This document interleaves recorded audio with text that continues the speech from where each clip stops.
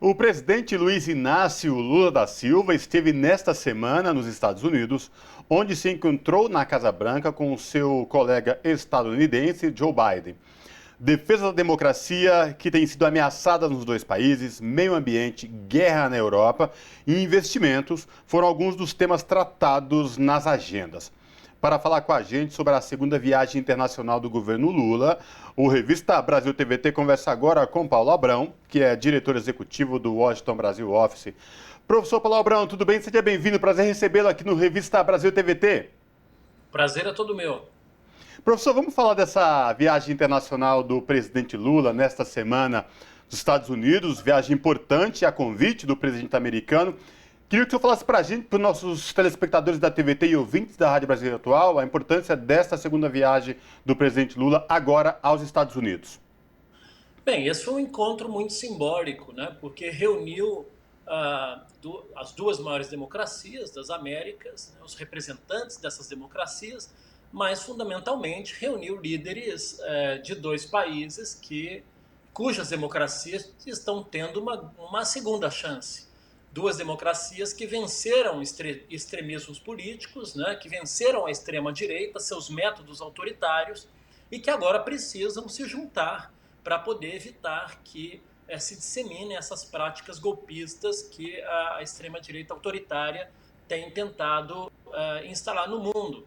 De alguma maneira, a similaridade ou os paralelos que foram traçados entre a resistência democrática nos Estados Unidos e no Brasil, todo o processo de tentativa de enfraquecimento das instituições democráticas lá e cá, fizeram com que esse encontro político tivesse um tom marcadamente de defesa da democracia, além, obviamente, das outras agendas que foram tratadas.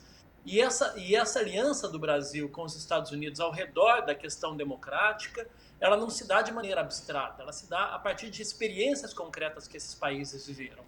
Experiências essas que poderão servir especificamente aquilo que foi forjado em matéria de resistência democrática, de formação de frentes amplas, de luta contra o enfrentamento à desinformação, né, também de ações para coibir manifestações e atos violentos, manifestações de violência política. Essa experiência ela tem que ser mostrada e ela também tem que ser compartilhada com outros países, especialmente na nossa região. Nós vamos ter eleições na Argentina, vamos ter eleições no Equador, vamos viver um novo plebiscito no Chile, na região. O Peru ainda, provavelmente, a depender do desenrolar dos fatos, também poderá ter eleições antecipadas. E essas práticas elas vão ter que ser coibidas em todas essas nações. Então, acho que esse é um sinal muito importante, para além, obviamente, dos ganhos diplomáticos, do restabelecimento de relações entre esses dois países, porque, afinal de contas, durante o governo Trump e Bolsonaro, houve um alinhamento automático do Brasil à política exterior americana. E, dessa vez, essa relação se dá numa relação de igualdade, numa relação de respeito mútuo, numa relação onde tanto o Brasil quanto os Estados Unidos colocam no papel as suas posições e alcançam respeitosamente um aos outros, respeitando a autonomia e soberania de cada um, buscam construir algumas ações conjuntas de caráter estratégico, como essa agenda da defesa da democracia. E, professor, inclusive, o presidente Lula teve agenda também com parlamentares estadunidenses, né? Que são pessoas ali, são autoridades que pediram a deportação do ex-presidente Jair Bolsonaro, que se encontra lá nos Estados Unidos, inclusive agora com pedido de visto, né? Que o visto que ele obtinha por ser presidente expirou e agora ele tem um novo pedido.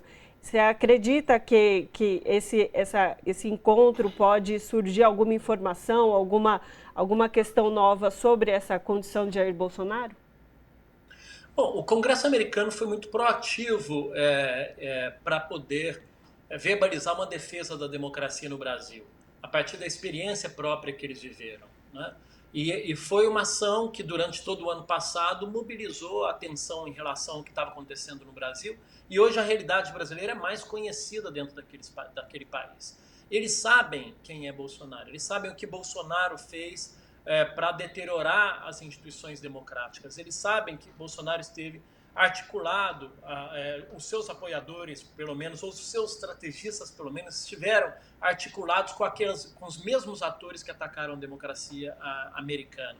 Então, isso fez com que o próprio Congresso americano, em 2 cartas, uma da Câmara e uma do Senado, se dirigisse às autoridades do governo americano no sentido de que o Bolsonaro deveria ser extraditado do território americano pela possibilidade, pela simples hipótese de ele ter articulado dentro do território americano os ataques que aconteceram dentro do Brasil. Então, o meu sentimento é de que, obviamente, que não há de se falar em extradição quando não há um pedido de investigação formal, quando não vem desde as autoridades brasileiras um sinal jurídico de que ele eventualmente tenha sido incluído como réu em alguma ação concreta. Mas o meu sentimento é de que, se eventualmente a justiça brasileira ela decidir que Bolsonaro esteve envolvido nesses atos e que, portanto, passa a ser réu em investigações concretas dentro do Brasil sobre a autoria intelectual desses atos de ataques à nossa democracia, a disposição imediata do governo dos Estados Unidos em extraditá-lo está sedimentada num respaldo dentro do Congresso americano. Professor, a pauta ambiental vem ganhando um destaque muito forte por conta das mudanças climáticas. O próprio governo americano vem falando disso há um bom tempo. A ida da ministra Marina Silva na comitiva presidencial, a visita ao presidente Biden, dá um papel maior, um significado maior ainda quanto a essa questão e quanto o governo brasileiro está se propondo e preocupado com essa questão? A presença da ministra Marina foi um ativo diplomático muito importante do presidente Lula. A própria nomeação dela como ministra do Meio Ambiente foi um sinal fundamental para a comunidade internacional de que o compromisso do presidente Lula com a agenda de desmatamento zero, com a proteção da Amazônia e dos povos indígenas, ela vai ser levada a sério, né? E a criação dentro do Ministério do Meio Ambiente de uma estrutura específica responsável pelo clima ou mudanças climáticas é uma demonstração de que, de fato, a máquina do Estado brasileiro vai se alinhar aos melhores compromissos internacionais que já vêm sendo construídos nessa agenda, aos quais o governo anterior, o governo Bolsonaro, havia abandonado, como é o caso do Acordo de Paris. Então, nessa visita especificamente, a grande discussão girou em torno da possibilidade dos Estados Unidos virem fazer parte desse compromisso junto com o Fundo de Proteção à Amazônia, já que a Noruega já declarou que vai aportar recursos, a Alemanha também.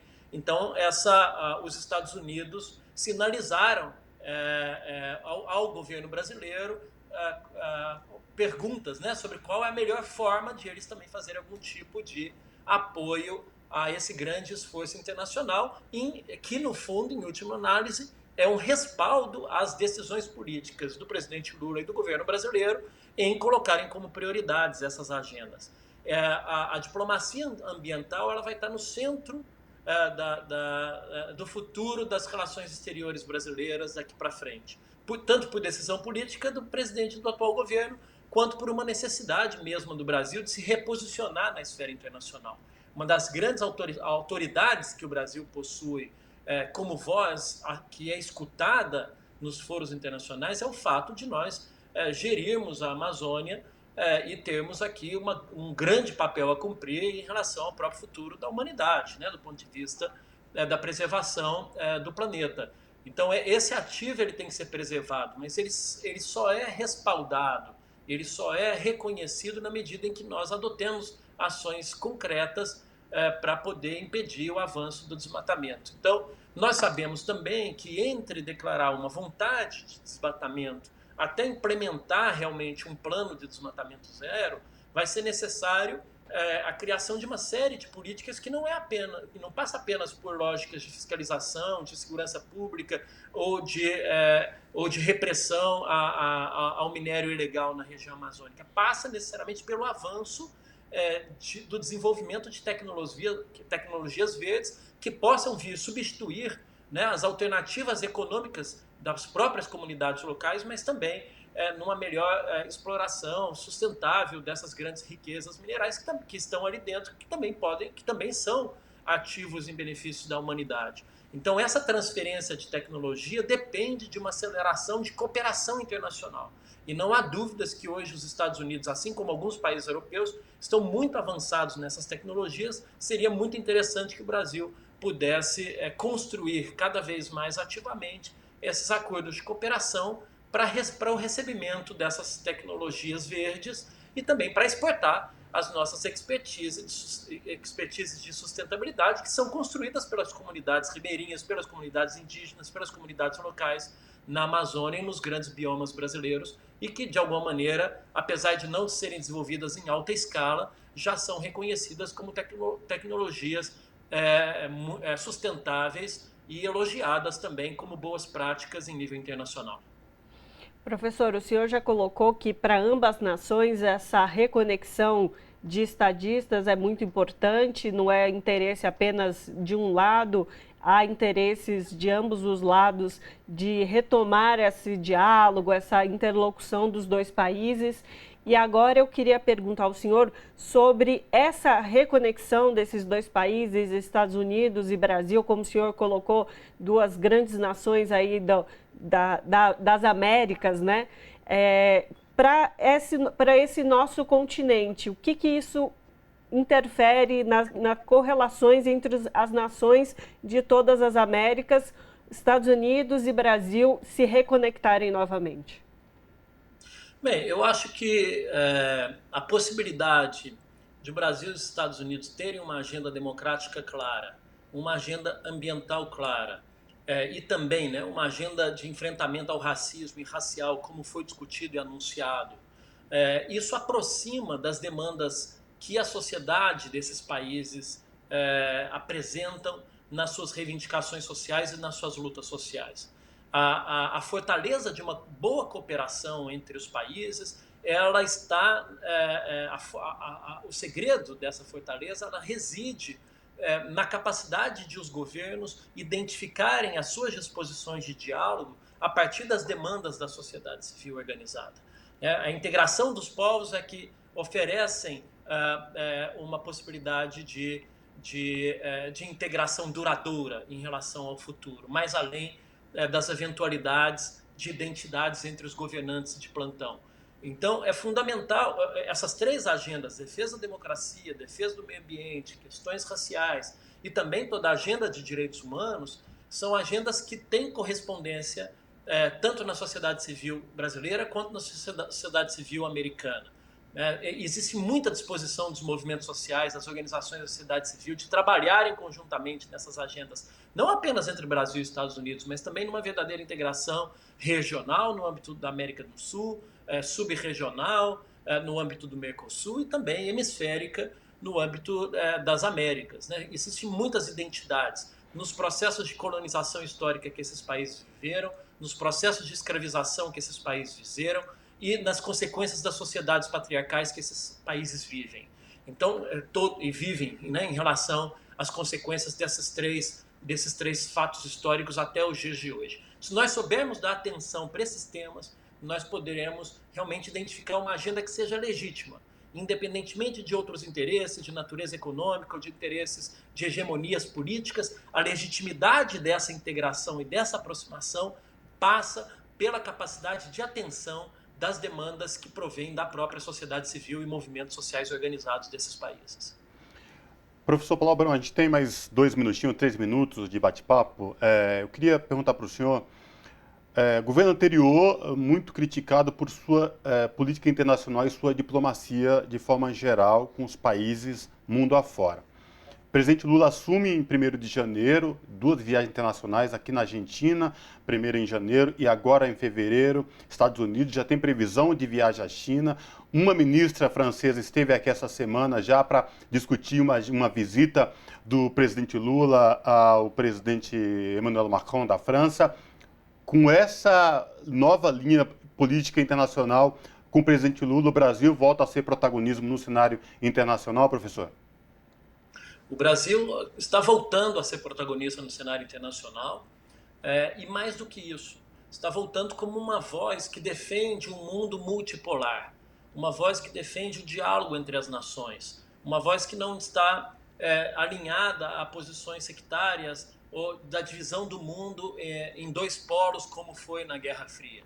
Então, acho que essa mensagem da disposição do governo brasileiro de conversar com todos, de ir aos Estados Unidos, de conversar com a China, de conversar com a Europa, de voltar a propor ao mundo um diálogo na cooperação Sul-Sul, com os países da África, com os países de desenvolvimento, de voltar a falar na integração regional sul-americana, é uma mensagem muito importante, porque reforça essa dupla ideia, né, que está marcando essa retomada do protagonismo brasileiro no cenário internacional.